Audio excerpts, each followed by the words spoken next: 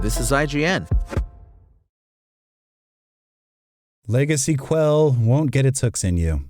This is your IGN review of I Know What You Did Last Summer by Emma Stefanski. About midway through the new I Know What You Did Last Summer, survivor of past hook-handed murder sprees and former teen with a guilty conscience, Ray Bronson, Freddie Prinze Jr., responds to a new rash of deaths in his coastal hometown.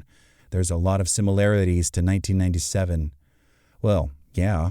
We all know why we're here and why a now gray-beard Prince is once more playing Ray in this kinda sequel to kinda reboot of the first I Know What You Did Last Summer, to see if there are any new frights and any lingering goodwill to be squeezed from a slasher-fied take on Lois Duncan's YA bestseller about the consequences of covering up vehicular manslaughter. And while Ray is right, this movie does share a lot of similarities with its predecessor. It's not quite enough to make it a horror classic on its own. The cast is a cross-generational mix of notable up-and-comers, Outer Banks' Madeline Klein, the studio's Chase Sui Wonders, and returning favorites, Prince, Jennifer Love Hewitt. But the plot is more or less the same. An unknown assailant starts picking off a group of young adults, one by one, a year after they hid their involvement in a violent death. Normally, the identity of the killer, fashioned after a one-handed urban legend boogeyman who's haunted amorous youngsters for decades, would be I Know What You Did Last Summer's central mystery.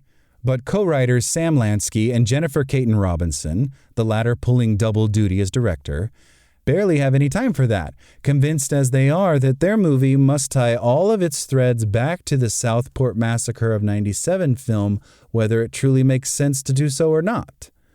The things that happen in I Know What You Did Last Summer happen because something must continuously move the plot forward, not due to any sense of internal logic.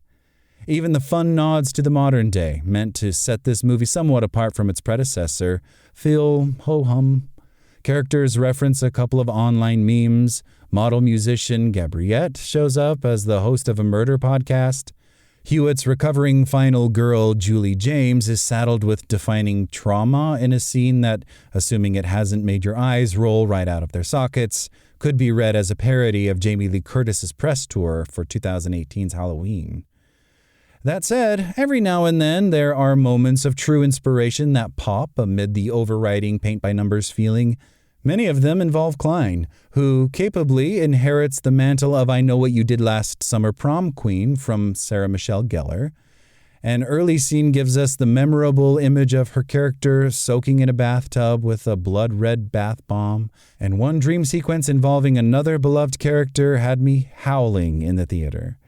It made me wish that there was more of that wink-wink goofiness, more nods to the I Know What You Did Last Summer's rebookable nature and the inherently silly sea of horror movie staples waded through by Klein and her co-stars. After all, there's really only so much self-consciousness a movie about a killer fisherman can conjure.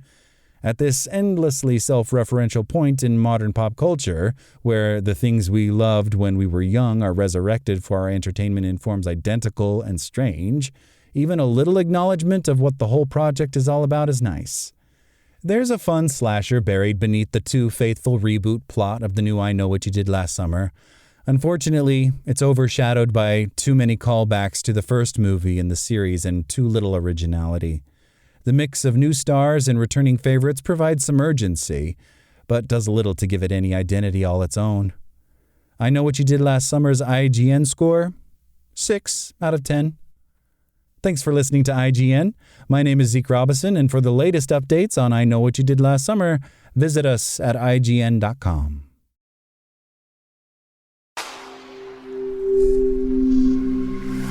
Spoken Layer.